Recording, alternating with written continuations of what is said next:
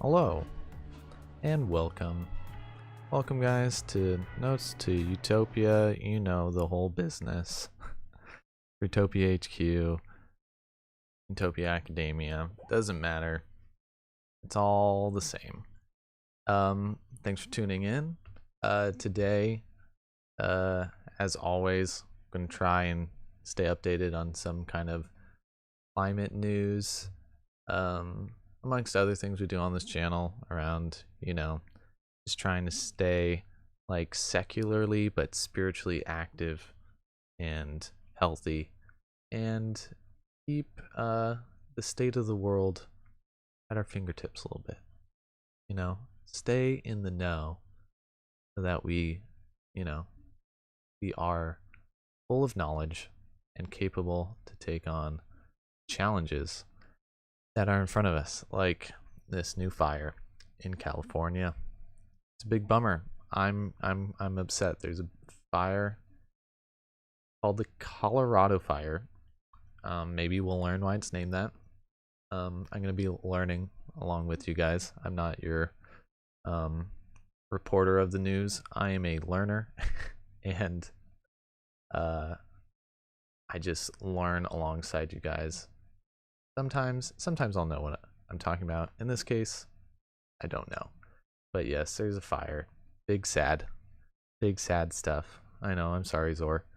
I'm I'm really sad because Big Sur was my #1 place to go when I graduated, to go celebrate me being out of school, and I graduate this semester. And Big Sur was like the place on the coast I wanted to visit the most. It was the place on the coast with the most, and now it's the place on the coast with getting roasted. Okay, you know, we're not gonna we're gonna go back to the drawing board on that one, but we're all sad here. Okay, just trying to make light of it a little bit, but CBS has 6 minutes on this, probably the most I don't know, in-depth look, we'll hope. So let's give them the air.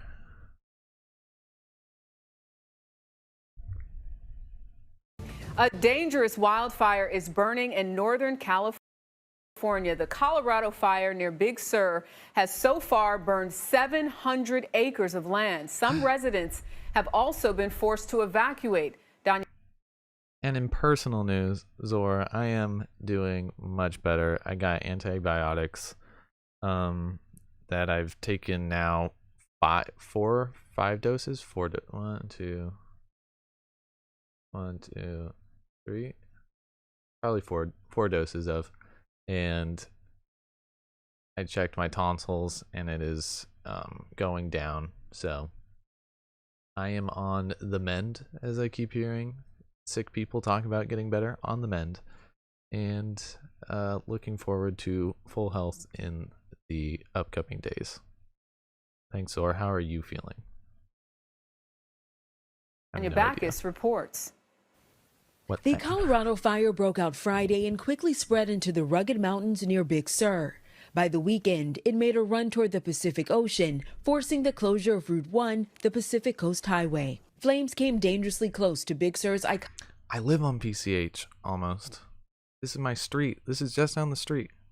Just kidding. It's like hours and hours away. But, you know. iconic Bixby Bridge, but the span was not damaged. About 500 people have evacuated. While the cause is still unknown, wind gusts of up to 50 miles per hour and dead vegetation are feeding the flames. The fire broke out hours after California Governor Gavin Newsom accepted $600 million in aid from Vice President Kamala Harris. The state will use the federal money for projects to reduce wildfire risk. You heard about the loss of 7 million acres just in the last 2 years in the state of California. But it's the fear of loss that's beyond just those acres. It's the fear of losing traditions, lifestyles, people. Cal Fire. I freaking love how Newsom talks. He's so weird. He's always performing, and it's great. I could learn a lot about performance speaking from Gavin Newsom. It's great. We're gonna lose traditions if we lose. Like he said, like what was that list of like 3 things? Traditions, people, and something else. Not even like ecosystems, animals. I mean, it's not what politicians say, right? They just hit the popular items. But Jesus, like if we don't see the ecosystems that we're losing here, that's just sad. Officials say it's unusual to have a wildfire on the coast this time of year. And despite months of record-breaking rain and snow, the National Weather Service described the fast-moving fire as surreal. Anya Backus, CBS News. Surreal is the other headline that I saw. And it is kind of crazy. We did get like a lot of rain. And you would think that it was, you know, not ready to be so dry again. But I don't know, man. I have my garden on the roof and like we were getting all this nice weather. I didn't have to pay attention to it. But like 2 days in the sun, things just started to like get dry again. I had to get up there with my watering can and save some plants I had didn't have to take care of.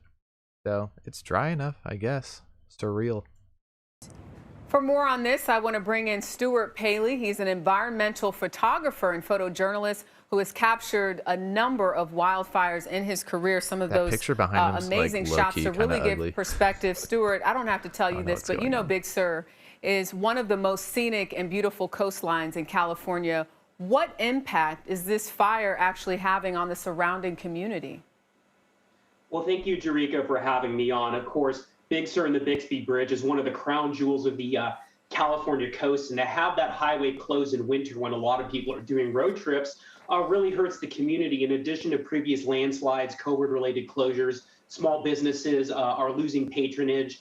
People are having to reroute around the bridge, but more importantly, hundreds of people have been evacuated, and there is an unconfirmed report of some structure loss to residents there. And thankfully, this fire has not damaged as much as we first hoped it did. And unfortunately, we had a strong wind event that pushed this fire to the Pacific Ocean almost overnight. Do you have any idea just how long those people will be forced to be evacuated from their homes? That's a great question. It always depends on the behavior of the fire. Thankfully, the winds have died down and fire behavior has moderated. There's about 300 firefighters assigned to the incident, fighting the fire around the clock.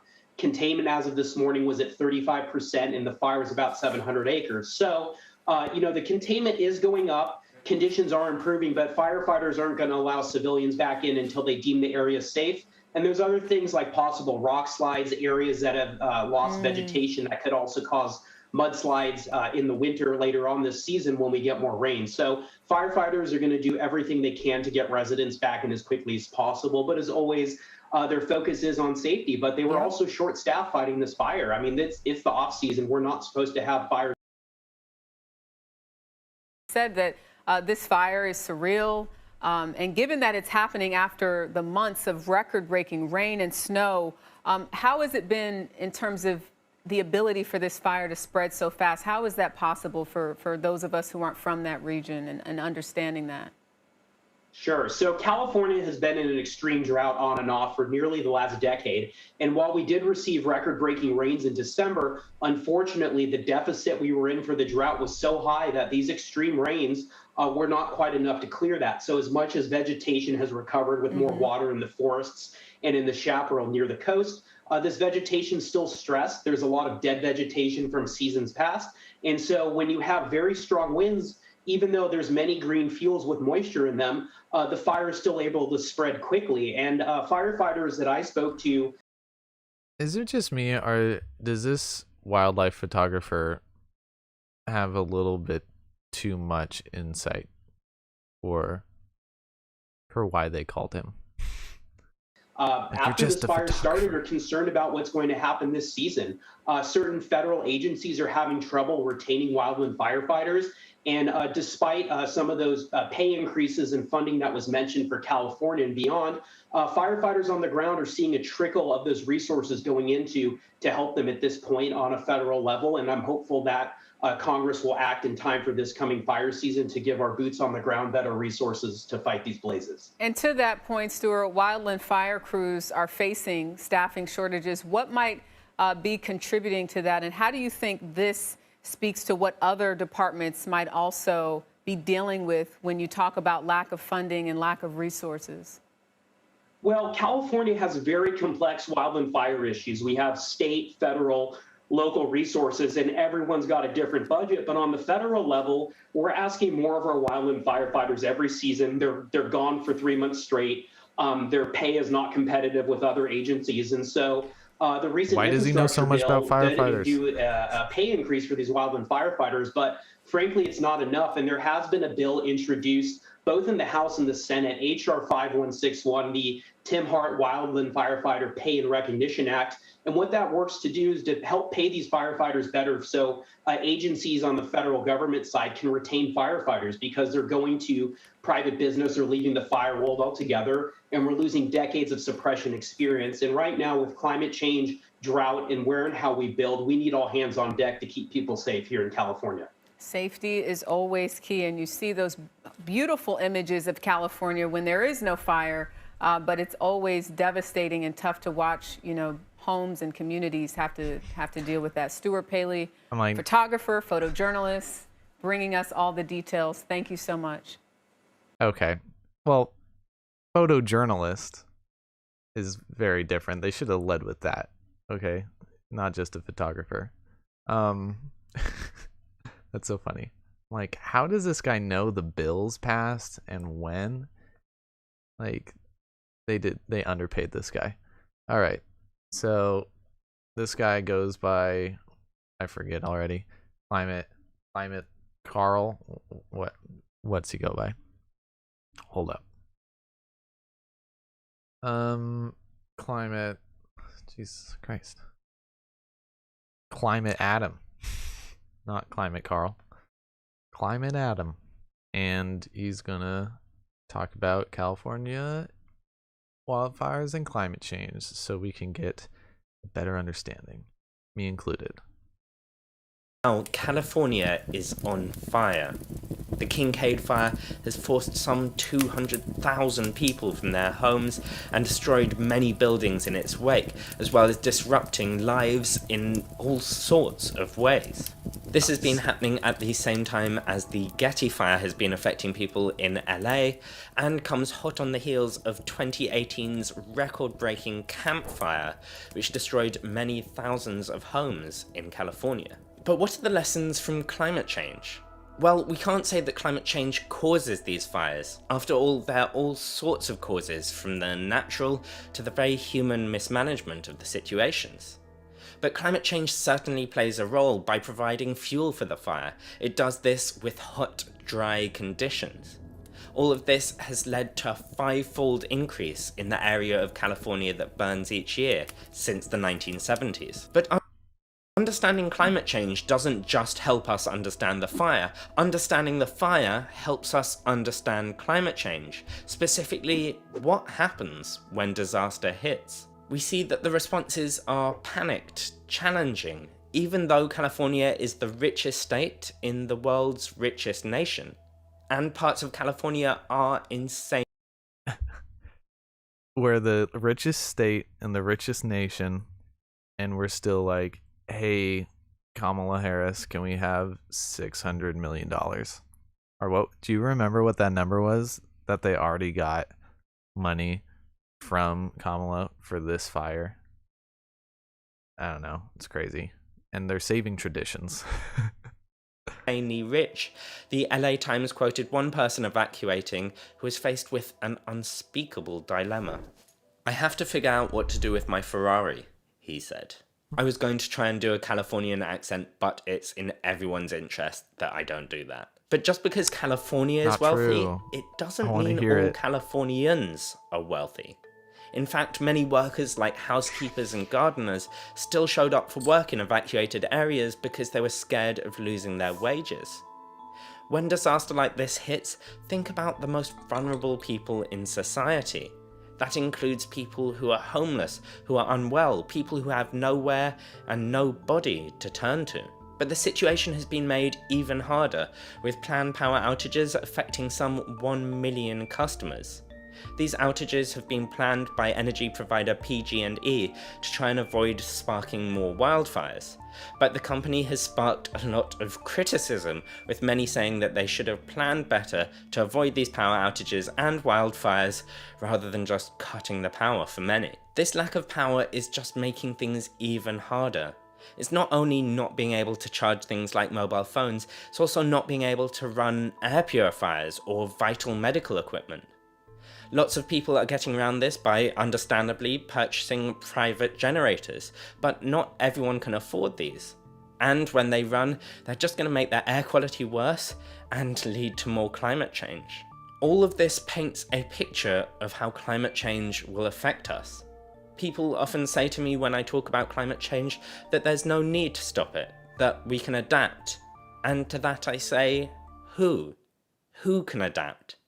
Climate change related disasters will disrupt lives. But what if your life is already disrupted? What if you're already struggling to survive and then disaster hits? And remember, this is in California, in America.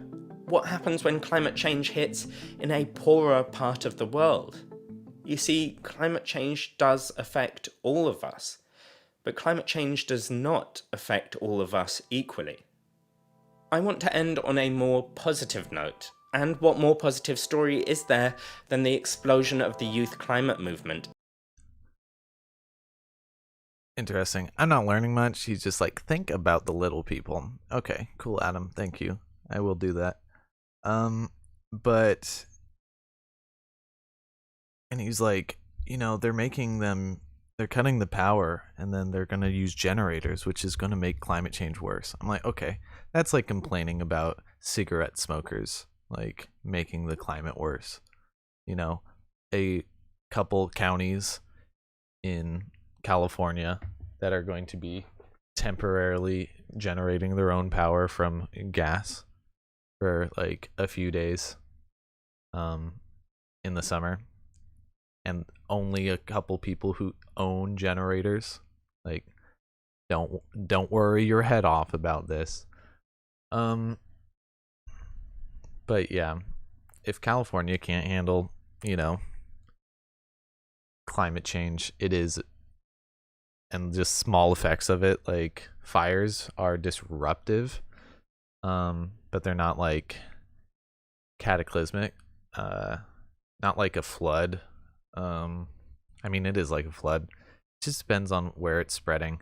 Like, typically floods affect, the lowest sea level area of a place, and usually very flat, low sea level areas have a lot of housing, and everything gets like really wrecked.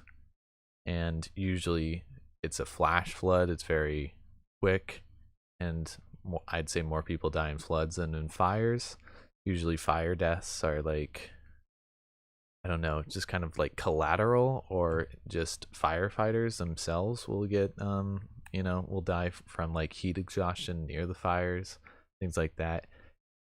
Typically it's not directly from flames that people die from fires, right? But in floods it's directly water. And so I think California, even though these fires are really tragic and disruptive, it is kind of a weird thing to like cry over compared to the other like true disasters that are happening and will happen around the world that more have to do with water, hurricanes, these kinds of actual disaster type scenarios and weather events. So I don't know, Adam. What's your good news? Okay, let him finish. He's got some good news. In 2019, one of the young people leading the climate strikes in America is New Yorker Alexandria Velasano, and wildfires play a vital part of her story. And I was visiting family in California when the Paradise Fire broke out, and the air quality was so bad and I have asthma, I had to fly back to New York early. It's like, what is going on? When I came back to New York, I was upset. See, it's like, oh, I have asthma, and I had to go home earlier than I thought. Like, oh, that is disruptive and bummer. Man, we should march in the streets. No. This is About California, I was mad. Alexandria is now doing this. So for you, hearing about or maybe even experiencing... Wow, did you see what she's doing? Doing this. That. It's like 30 kids. I'm being such a dick right now. I don't know why. Good for you guys. Yes, the youth will definitely save us. This is important work. I think the oldest kid I see there is 13. Definitely. Oh, there's a dad getting it on his phone, actually, right here. You can tell by his comb over. Okay, so there. Oh, and here's another dad. Okay, so the parents came out. We're on the camera side, Honestly, you are being a dick. Sorry. I know I am. I'm just like, I need more, right? You're not doing enough. All of you. I'm not doing enough. I don't go out and march like these kids do. I don't make signs. But when I do make signs, I make them reusable. these kids, wasteful, wasteful, wasteful. Paper, are you going to recycle that? No, there's marker all over it. You guys are doing it wrong. Wow, wrote your speech on paper. Could have written it on your phone to save some paper. Let me judge all these kids. Hold on, I'm busy. I'm busy judging every one of these kids. No, but yeah, it's just you just need more commitment to, each other and lifestyles that show that we want to live in a way that is going to sustain the planet and be better for everyone. And especially those island nations that, that are literally going to go underwater in the, global south and stuff. So this is cute. But is it good news? It's not good news. I'm just saying, it's cute. I'm happy cute things are happening, but not gonna win the war. So for you, hearing about or maybe even experiencing climate-related disasters, what are you going to do to limit climate change and to protect everyone? If you want to understand the link between extreme weather and... See, that's a normal question. What are you gonna do to protect everyone? And the answer is, learn about what's affecting the climate the most. One of the biggest ones is diet. Okay. Learn about which companies you don't want to contribute to. Ones that are, backed by oil and gas industries who perpetuate the energy sectors and automobile sectors of the economy to make sure that we're using gasoline for as long as possible. We learn what those are, and then you boycott it. Okay, you don't have to outrage and cancel people. Okay, you just don't vote for them, right? We don't like what they're doing, so we don't give them our money, our dollars, our votes, our economic votes to say, yes, keep doing business. Not from us, right? And same goes for, where we get food from. But it's very hard. And we have to understand that no one has a perfect business model. No one's achieved a perfect business model. That just is, climate negative, climate neutral. Everyone's got to ship their product somewhere. So we really have to I don't know. We really have to weigh it against everything else. But it's also, I think, a commitment to just kind of minimalism and trying to repair what you have and, shop for things just less in general. Wear things out. Buy from the thrift store and secondhand stores. Just don't even contribute to any markets that that couldn't exist without our just crazy capitalist and global economic structure that is just so wasteful, right?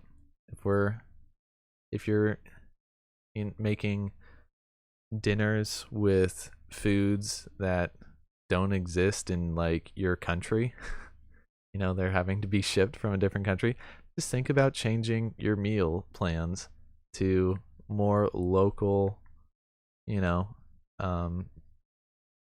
meals that have similar calorie bases. You don't have to reduce the calories you're eating or starve or anything like that, but you can start to, have a diet that is, I think local is one of the easiest ways to think of a sustainable way of living. Like, just not shipping things super far. It's hard. I'm not saying it's not hard. It's obviously hard. It's something I care about, and it's not only hard, but it's boring. Okay? Partially why I do this is to like entertain myself on a level when I'm trying to tackle climate stuff, because I care about it. But if I am not pushing myself to think about it daily, then I'll let it slip and I'll do something more fun, you know? Something easy. And I won't learn about how I can help. So I'm like, okay, I'm going to spend my time learning, at least for a little bit, on the daily. My climate PhD at Oxford, good for you, very nice. Let's see if there was any other videos not by Climate Adam from 2 years ago, but maybe another climate person.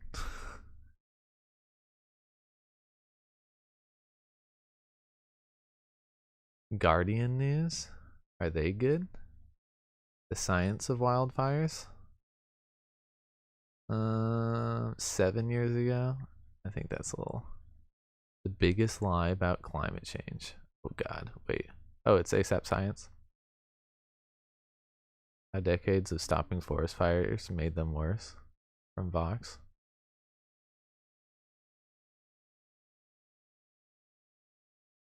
Let's hear Gavin Newsom talk. We'll learn about fires and about how to be a great public speaker with influence facing and the most charisma. explosive conditions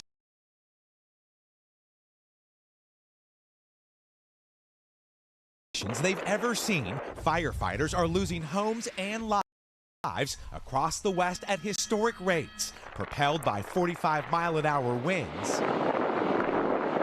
Butte County's Bear Fire has claimed at least 10 lives, with 16 still missing. Visiting the scene of this unfolding catastrophe, California's governor sitting down exclusively with NBC News. You've seen a lot of wildfires in your life.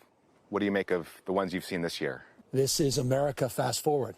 California, the west coast of the United States, that includes Washington and obviously Oregon, are experiencing what people predicted would occur in 2040, 2050, but we're experiencing it today. California's nightmare now a searing reality for tens of thousands, with homes still in the path of flames. Among the nearly 30 major infernos that are out of control today in California, the Creek Fire near Fresno incinerated neighborhoods in minutes. There is no downtime because Mother Nature doesn't give us that. On the front lines, we saw firsthand why this blaze alone will.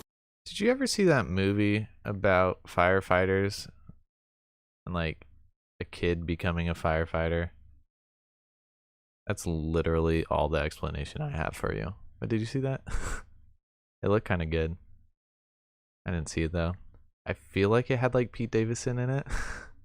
It's probably totally wrong. I'll look it up in a second. Threaten lives and property into the winter. The lingering threat for firefighters continues nearly a week after this blaze first erupted. This is the problem. There is so much dry fuel here. This is the problem. There's a lot of fire. That was it. This is a problem. Look at this big ass fire. It's a problem. The blaze could burn for months. With California torching through its billion-dollar budget to fight fires, critics say the state isn't doing enough. I wish I had a house, and to see all these just houses just be like, bye-bye, no more. You better be calling your insurance company quick. To suppress them. We can get more aggressive. We can be more prescriptive, more targeted in terms of our vegetation management, forest management, our prevention strategy, land use strategies, our technologies on suppression, and our personnel in terms of pre-positioning a lot of our assets. But there is... Yo, was that... That was some jargon. Hold on, let me run that back. on suppression and our personnel in terms of pre-positioning a lot. Our personnel in terms of pre-positioning our assets. That would be helpful if we had personnel to pre-position our assets. A lot of our assets, but there is something so fundamental that also cannot be denied, and that is climate change. It's not just California struggling to contain the flames. In Oregon, I feel like Gavin Newsom just says climate change at the end just because he knows he's in California with a ton of libs, but like he doesn't know how to do jack shit about climate change on a like real scalable, like he's not gonna lobby against oil or something, you know? Has he done anything about oil? Why did you say kids are so creepy? I feel like we weren't talking about kids. half a dozen towns decimated when walls of fire exploded over the region. Thousands of homes may be gone. Tonight, 500,000 people, or 10% of those who live in Oregon, have received evacuation alerts. I know he was trying to save everything, but... Tony Akpan and wife Robin tried to save their home and business, but lost it all. They took this video before they fled. I just looked at the fire. It's the first time in my life I felt defeated. With the West choking in smoke, the air quality in cities across the region are among the worst in the world. The toxic haze blanketing skies as far as 1,000 miles away. You don't need to be anywhere near this fire to actually be suffering from it. How worried are you about just the health conditions of folks in this state? The air we're breathing right now is equivalent to smoking 20 packs of cigarettes. It is profound and consequential. The health impacts, strokes, heart attacks. How long do you have to be breathing that air for it to be 20 packs of cigarettes? Dude, how are you watching a movie right now, too? That's great. Attacks, respiratory issues. This is a challenging time, and we'll get through it. Tonight across the West, lives and livelihoods are on the line as an unfolding disaster becomes a new permanent reality, engulfing the region in ways we have never experienced before. And the laptop. Miguel Almaguer, NBC News, the Sierra National Forest. Hey, NBC News fans, thanks for checking out our YouTube channel. Subscribe by clicking on that button down here and click on any of the videos over here to watch the latest interviews, show highlights, and digital exclusives. Thank you, sir. Thanks for your guidance. Click this way or that way. Also, I paused it. Wow, look at you. What a champ. I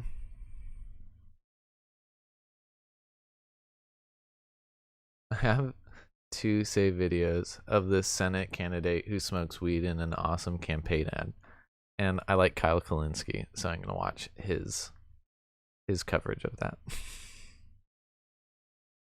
But I think it's cool. I wonder what state he's running for. Obviously, it's a pretty cool baller Gary move. Chambers is running for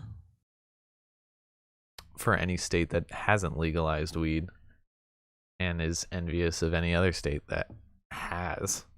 And also, someone made mention like that Biden could legalize weed any day now.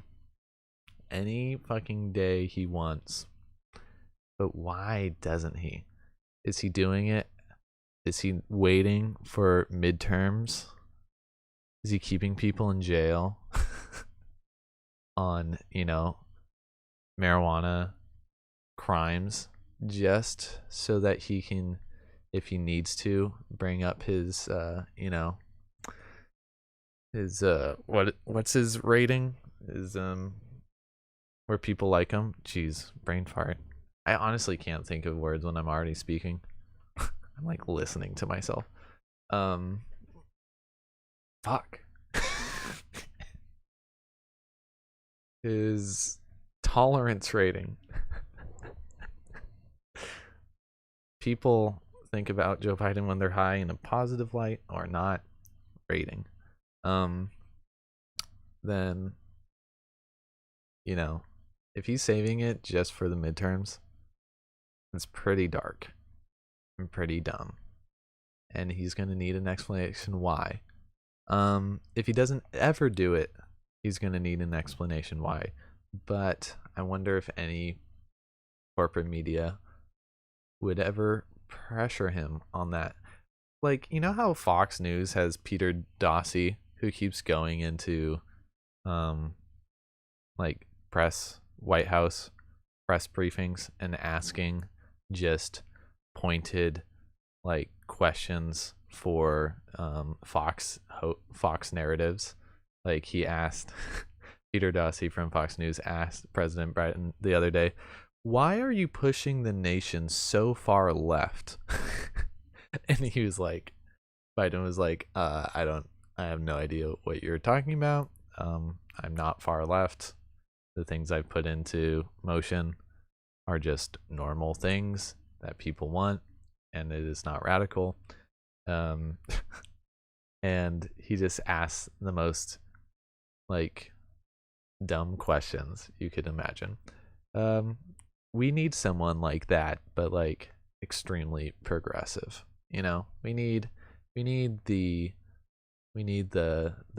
what's the crew of leftists in Congress, the squad. We need like a squad representative for the squad network to be in there asking pointed questions like, why hasn't Joe Biden legalized weed across the US? And ask it all the time. Is today a good day for him? Did he say that he wants to do that? Because Bernie Sanders was going to do it day one. And since you are Bernie Sanders, why haven't you done it? I mean, he ran on so many things that they just forgot. Yeah, for real. The U.S. Senate, he's in Louisiana.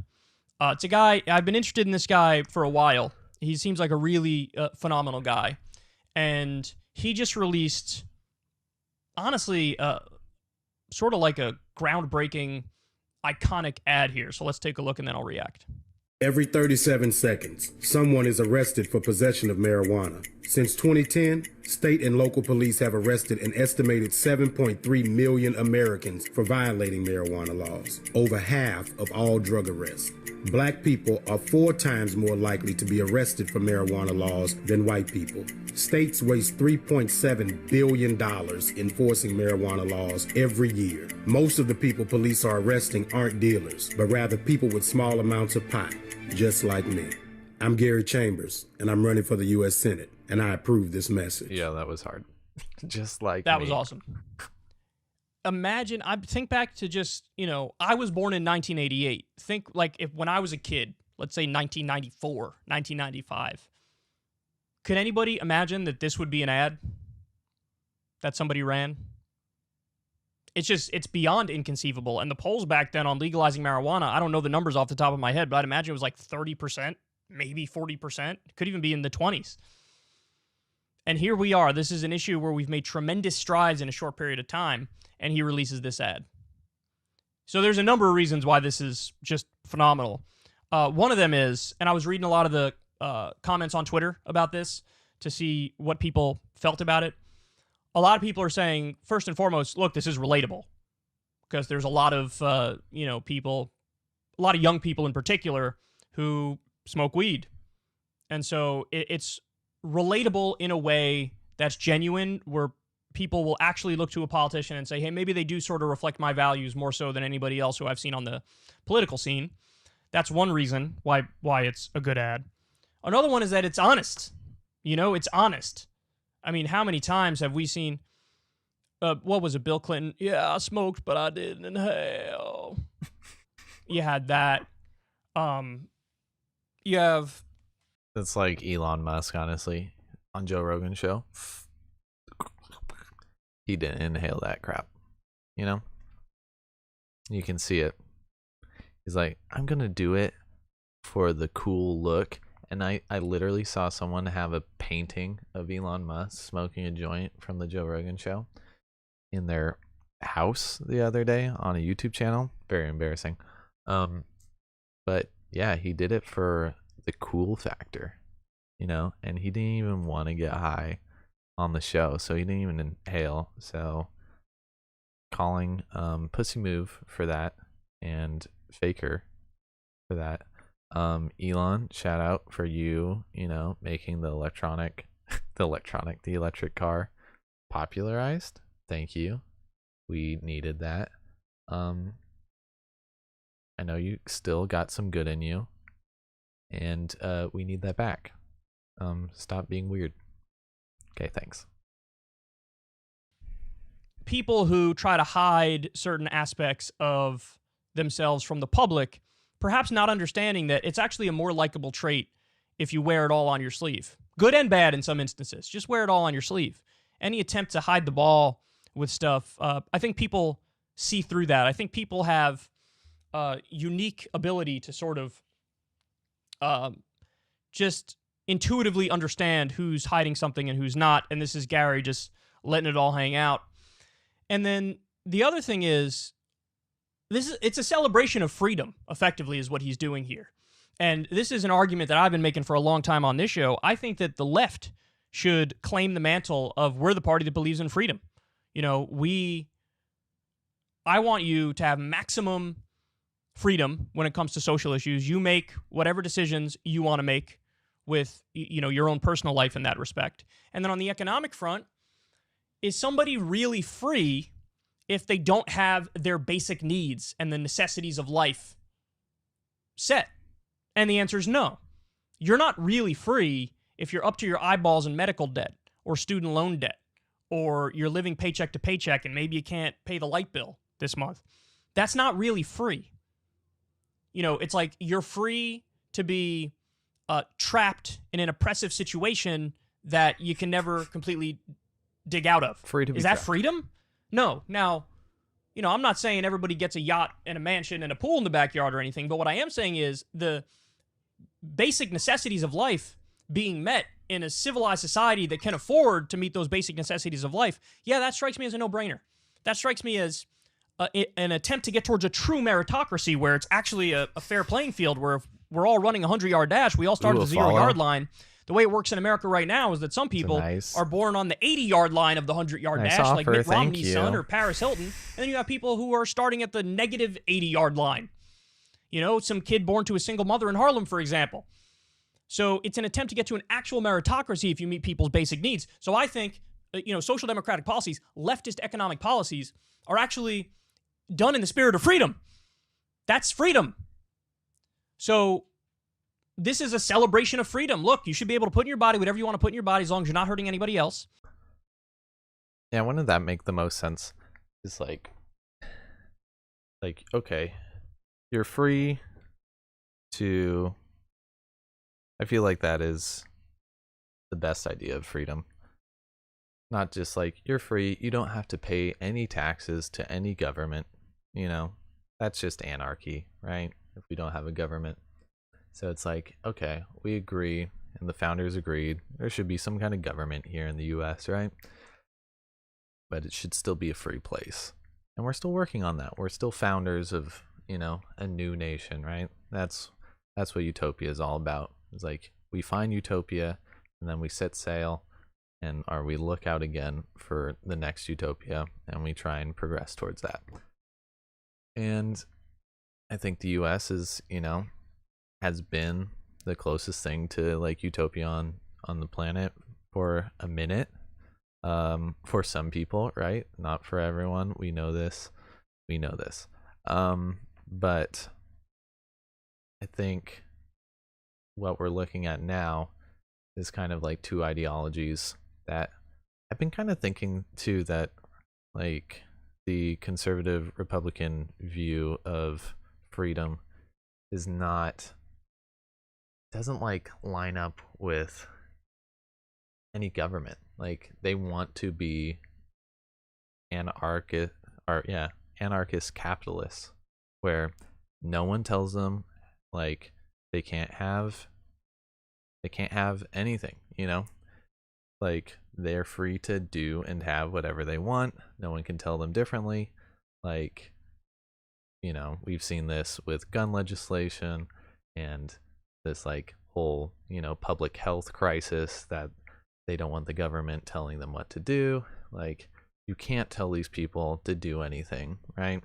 Even if it means keeping their job, even if it means helping other people. They just want to live however they want to live. And that's just like anarchy on a level. Like, when there's no, like, if it's so hyper individualist, like, I've got mine, you know, let me just make money. Let me get my house in the suburbs. Let me have my family and my little kingdom that I've built on my own. I've pulled myself up. Like, you know, I'll defend myself. I don't need police. Like, they've got it all handled and covered, like, very libertarian of them. But on a level that's like, that is just like anarchy too. And so the real freedom in a society that we don't have yet is that protected freedom where you have the right to, you know, some kind of housing.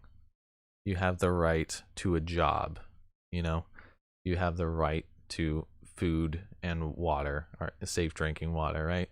Like, if you're that's like, you know, a heaven or a paradise or something close to, you know, more utopic in my way of thinking. It might not be your way. But to me, if I'm existing in a world where these things are tangible, I'm not, you know, I get sick, I have somewhere to go.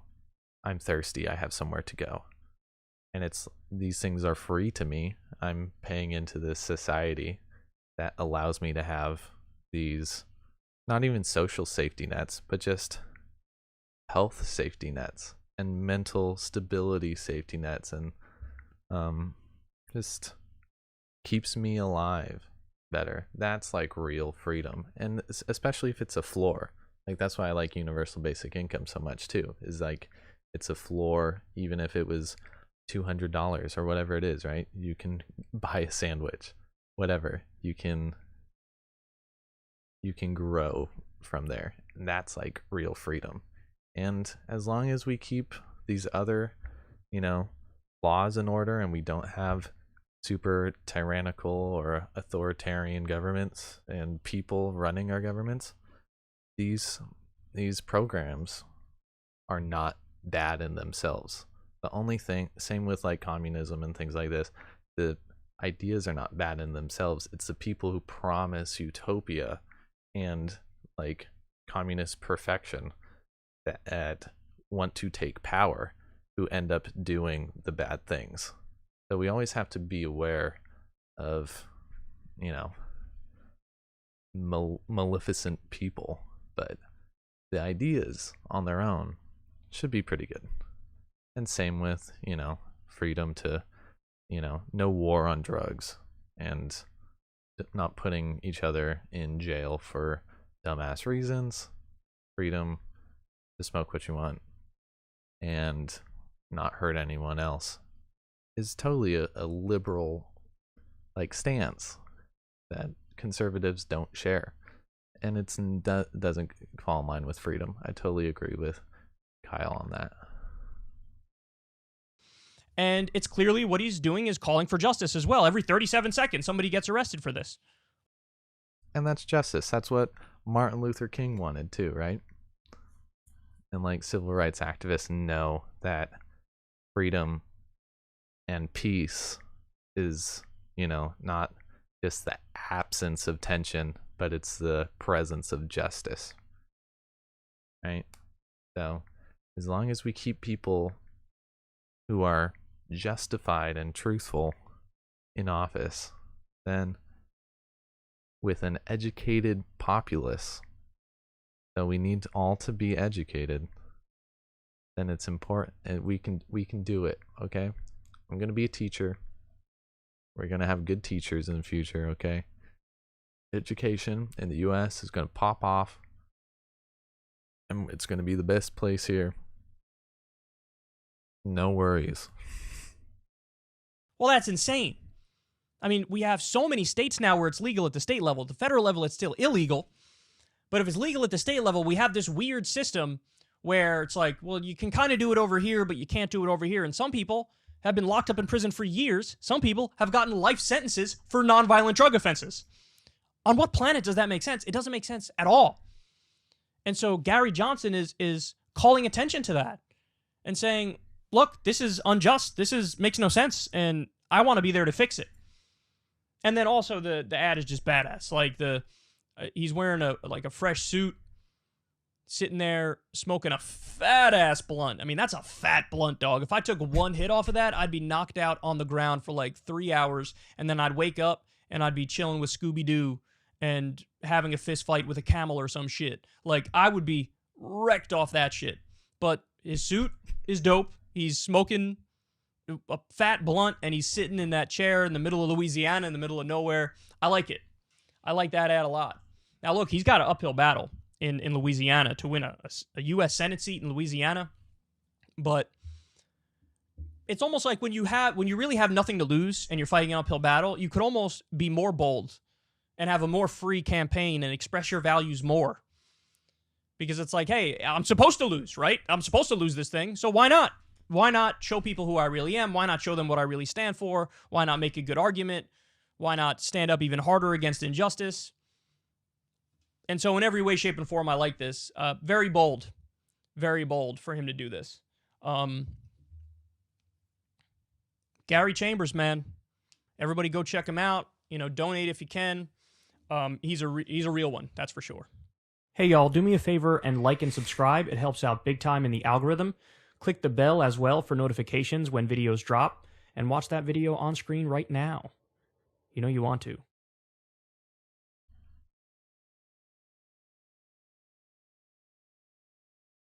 Zora, I found a video for us. Oh, dang it. A dangerous wildfire is burning in northern... It's not that.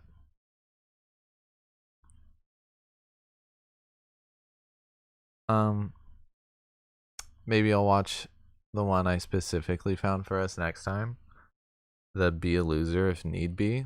The Philosophy of Epictetus.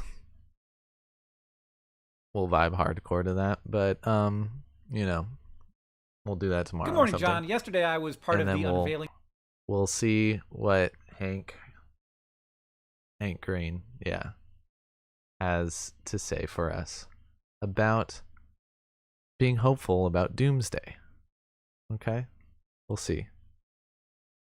He can do it for us. If anyone's going to make us hopeful, and I'm going to believe them, it's probably going to be Hank. Ceremony of the 75th annual Doomsday Clock. This is basically a subjective measure of how close to doom we are.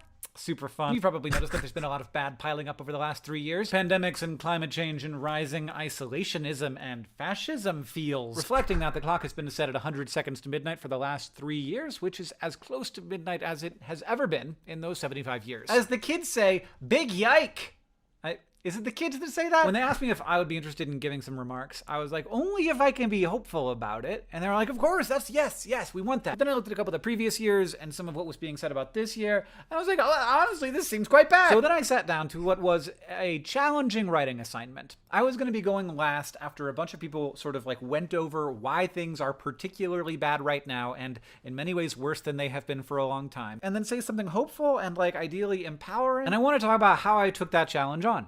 Just as sort of a writing assignment. I started out by saying that just because you might be staying in the same place doesn't mean you're not active. It doesn't mean you're stagnant. Which means that we can talk both about the good news and the bad news, and there is plenty of both. So that was my transition out of what I knew would be sort of bad news coming from the person before me. Then I zoom way out. We think far more about what happened this morning than we do about what happened 4 billion years ago, even though that thing that happened 4 billion years ago is a bigger deal. And a bunch of water and energy and carbon was like, hey, I'm going to be alive. And then depending on how you count, and also reality that we haven't uncovered yet, somewhere between a few million and a few 100,000 years ago, the universe started to talk to itself about itself. It started to be like, wow, that's pretty. And that's us. Like, that's this. Like, this is the universe talking to itself. So let's keep an eye on that, because there's a reason why we're so worried. It's because this is really wonderful. So we're protecting something great. So that's good. A little bit of perspective you don't usually hear when you're talking about. Yes, we are all, if you're conscious right now, you can understand the quality of life that makes it beautiful and worth keeping around. And simultaneously, you can see, and maybe you're smart enough to see, that we're capable of destroying that same thing that we love and think is so special. I think that it's within all of us, if you believed in any fable or story, that there's a hero within all of us, and someone deep down in you who has the willpower to be courageous and do what needs to be done to help preserve what it is we care about in this life and in this world. And I think you should feel that more often, and not let that slip away every day, you know? Sometimes we don't feel it every day, and sometimes it goes away for weeks or months, but it's definitely down there inside us all the time, and it's important to recognize it and align with that, to be, I don't know, to try and be the best version of yourself and help direct the world towards that kind of positivity, I think. Multilateral arms treaties. Especially in times like this. So my most important trick here, and something that I think we would all benefit a great deal from, is talking about the fact that things are hard for reasons. Like you, right now, are in the middle of the largest communications revolution in the history of the human race. So, like, yeah, we're gonna be bad at it. Doesn't mean we should resign ourselves to being bad at it. Doesn't mean we can't be better. But, like, it's not surprising that we're having a hard time. I'm getting legitimately worried by the number of people who seem to think we could solve these problems if only humans weren't so awful and stupid and bad. I think that idea is seductive. I think that it is tremendously disempowering, and I think that it is objectively wrong. Humans do things that were once impossible constantly. Like this that we're doing right now was once impossible. And in the future, we will do many things that are currently impossible. I think that getting stuck in disempowerment is the worst place to be for challenging institutions and solving hard problems. Rage without an outlet is only ever going to make things worse. So in my remarks, I decided to offer an alternative to this.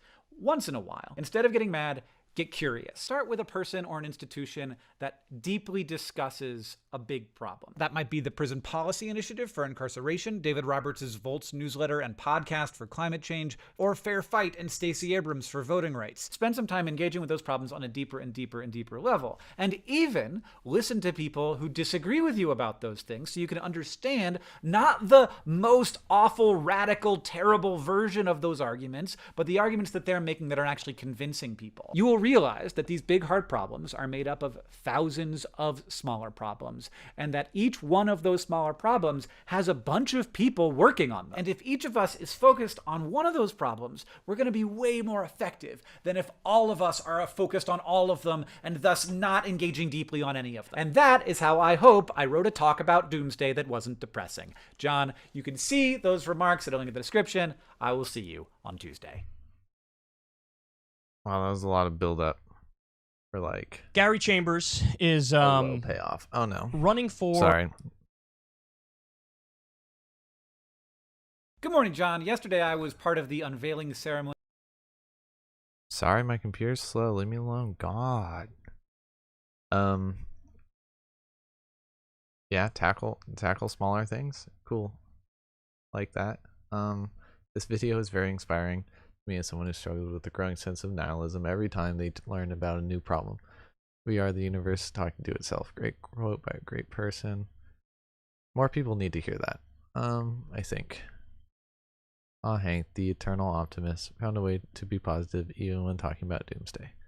Really hard to figure out where to put energy when everything feels awful all the time. Love the idea of getting curious about a thing instead of wallowing in it. Yeah. Which did remind me, you know, as someone who's not always looking, oh, my face,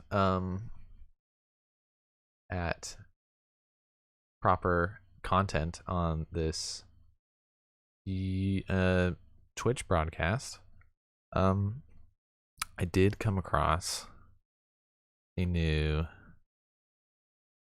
Reddit though, and it's r/Utopia. Dare to dream of a better world. Here's that quote I used earlier in the broadcast.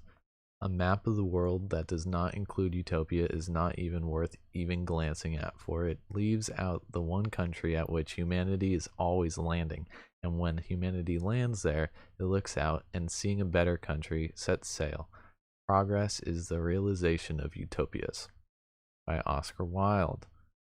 And I'm excited I found this fairly small community here, and some of the stuff I was gonna dive into more on this broadcast, like they brought up the second thing, Utopian Horizons podcast, right? Seems interesting. They're all like an hour long though, so a little lengthy. I did want to watch one tonight, but I forgot about it until right now, so I'm not thinking I'm gonna watch one right now because I only like to stream for like an hour, sometimes two. But it seems like they had this video, which is kind of funny. Why Karens are agents in the Matrix and systemic power.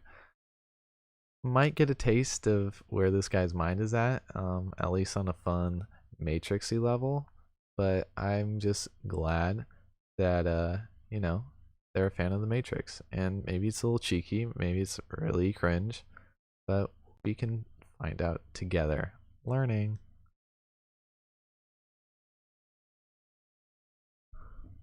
We'll give it a chance. The question of what the Matrix is supposed to represent is a complex one that would probably require a video longer than this. What I want to focus on here is one specific British aspect accent of the Matrix, the computer simulated reality that serves as humanity's prison in the 1999 sci-fi action film of the same name. I want to talk about the way we see that system's power made manifest in the film, and how we can interpret that. I'm talking about the agents.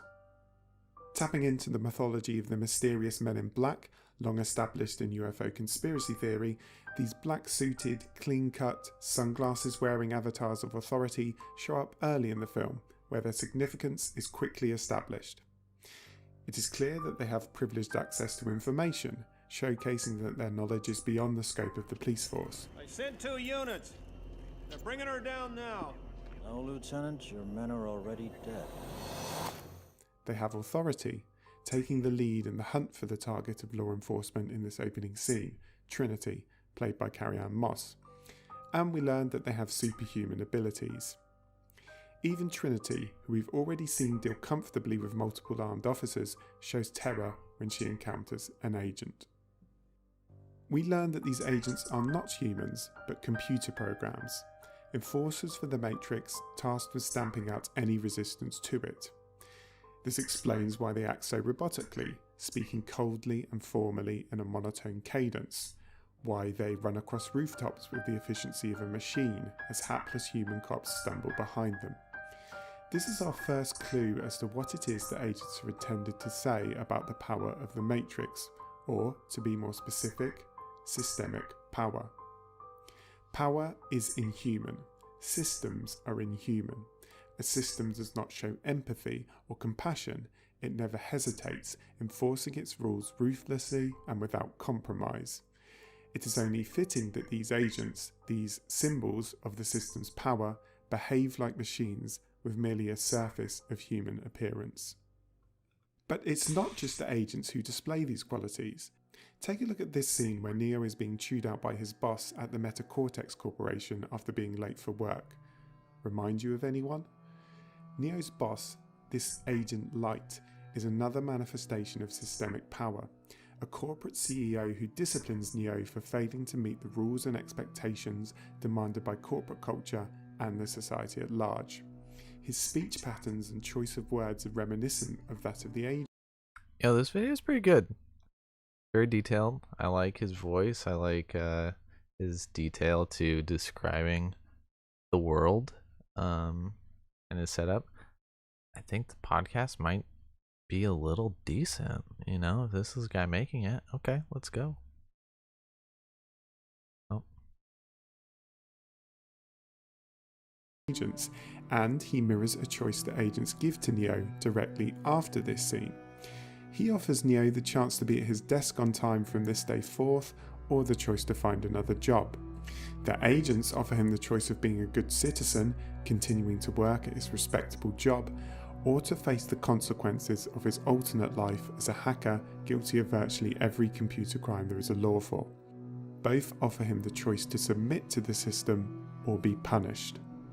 The similarities between Neo's boss and the agents are a reminder of the way systemic power is dispersed throughout institutions, workplaces, hierarchies of power, and so on, but it also doubles down on the idea that systemic power is inhuman, or rather that it can make us inhuman.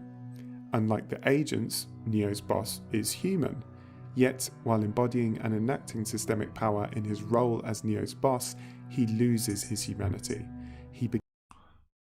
Algorithms, man. Systems. Society. Begins to resemble the agents. Perhaps the most interesting aspect of the agents, when it comes to their symbolic significance as representations of systemic power, is almost outright stated during a scene where Morpheus takes Neo on a trip through the Red Dress training program. He says, "The Matrix is a system, Neo. That system is our enemy. But when you're inside, you look around. What do you see? Business people, teachers, lawyers, carpenters. The very minds of the people we are trying to save. But until we do, these people are still a part of that system, and that makes them our enemy. You have to understand, most of these people are not ready to be unplugged, and many of them are so inured, so hopelessly dependent on the system that they will fight to protect it." Here, you see ideology being brought into play. A system of power requires an ideology that justifies its existence so that people will tolerate it. An ideology is, in part, a version of reality, which is precisely what the Matrix is. And its version of reality is embedded enough to make those plugged into it fight to protect their own prison.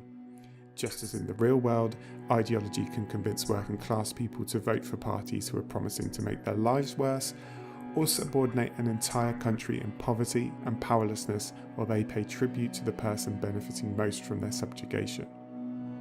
If a system can make people buy into the story... Wow, no one has put the Matrix into such clear words for me. That the Matrix is an ideology? It's crazy. It's like that we like subscribe to and we justify and our people are tied to it. This is a really good video essay. Most from their subjugation. If a system... But he's gonna bring up Karen's at any minute now. Okay. System can make people buy into the story that justifies its existence. They can become nodes for its enforcement and perpetuation, or, if you prefer, potential agents. This is, I would argue, what the Matrix is trying to do when it brings to the fore the significance of the agent's ability to become anyone plugged into the system. It shows us how a system can enact power through us and make us all a part of enforcing its ideas, rules, and norms. Let's take a specific real-world example, just a slice of the contemporary system of late capitalism dominant in the West, the perpetuation and enforcement of racism. As has been made abundantly clear by the Black Lives Matter movement and the protests sparked into international prominence in the wake of the murder of George Floyd by the Minneapolis Police Department, systemic racism is embedded in institutions such as the police force. Incidentally, it's perhaps not a coincidence that the people we see agents most frequently taking control of are law enforcement personnel. As a cohort whose job is explicitly to protect the system, it makes sense that they would be the most amenable to manifesting as an agent. But I digress. The power of the police to repress people of colour simply for existing on the street, to make them feel unsafe or at least unwelcome, is of course enacted by the police themselves, but it is made far more effective by bringing others into that system. Think of the multiple examples where people of colour just going about their daily business have had the police called on them by white people, often dubbed Karens, though we should note that there are plenty of men responsible for this behaviour too. The woman who prevented a black man from entering the apartment building he lived in and called the police. The woman who called the police on a black man walking in the park and falsely told them he was threatening her life. The man who called the police on a group of black men working out in a gym to which they had rightful access. People who called the police on black people for sitting in a car outside their house, gardening, napping, waiting for a friend, going to the gym, again, visiting a Starbucks, selling water, and so on and so on. In the terms of the Matrix, they have become agents. Systemic racism and the ideology that underpins it flows through these people. They remind people of colour that they are not welcome, and without the police themselves needing to be there, they wield the threat of police brutality, potentially even summoning the police to the scene and putting the targets of their racism at serious risk of violence. They have become nodes in the system of racism that operates across society. There's one final thing that's worth taking away from the depiction of the agents and their power in The Matrix. They cannot be killed. Shoot an agent and they just take over another body and come right back at you. In other words, systemic power cannot be adequately combated by focusing on evil individuals. Systemic problems require systemic solutions.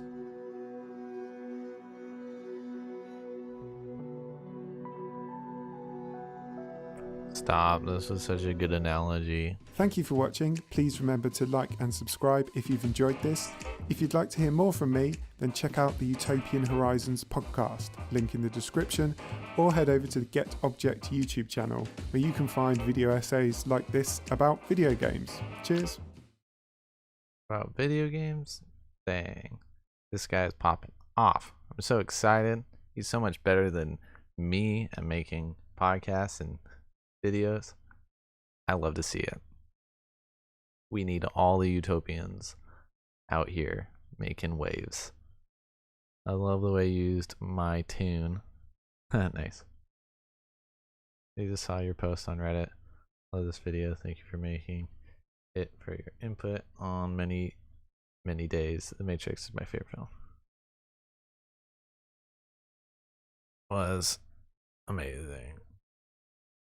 Thanks.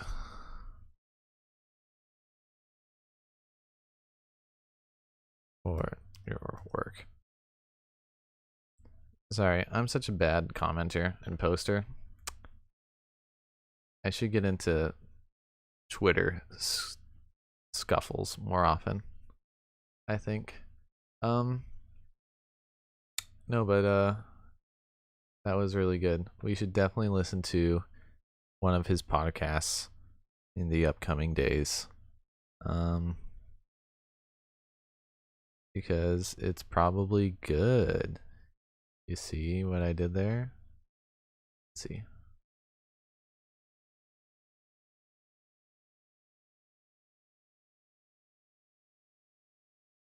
But we will do that another day. Okay. So that brings me to the end of the stream. Is there music to play us out? Oh, there is. There we go. Something. Zor, you're still there. I'm giving you your points. Here we go. There we go. There it is. Thanks for stopping in. And Vitamin KJB. Sorry I didn't show you my feet for 30 seconds. Don't be weird. Sorry you were too weird for this channel. Couldn't just be normal. We hate to see it. But it is what it is. Cool. So, oh, we're back on the channel. Oh, I guess I am. I stopped showing my screen. Bloodborne God in Utopia. Fully automated luxury. Communism. That sounds pretty good. Clans of the Alphane Moon. We'll probably just listen to the introduction to start. And it is an hour-long introduction anyways. Oh, it's cool though. I'm glad that they're kind of like, they dive into the man in the High Castle, Blade Runner, Ghost in the Shell. And they're still talking about Utopian Horizons. I'm very excited for this podcast. It's like something I wanted to do, but just like, you see how I do as hosting. So it is what it is. Thanks again for stopping in. If you're watching later, thanks for watching till the end. You didn't have to do that. I don't get like views. You can't like or subscribe or anything. I guess you're just really cool and a good friend. So I appreciate you a lot. Anyways, I'll be back. It's almost the end of January. It's like the 25th today. Very cool. We're going to be going till the 31st. I'm feeling better. I wasn't here yesterday. I'm never doing 2 days off in a row. 1 day off maybe. But hopefully no more until the end of the month. I'm maybe going to go see friends tomorrow. Maybe get them on the podcast, this broadcast. And maybe we can just do a lazy shooting the shit. And I'll ask them about Utopia or something like that. Just for the content. Otherwise, thank you a third time for stopping in. Love you. Peace to the world forever and ever.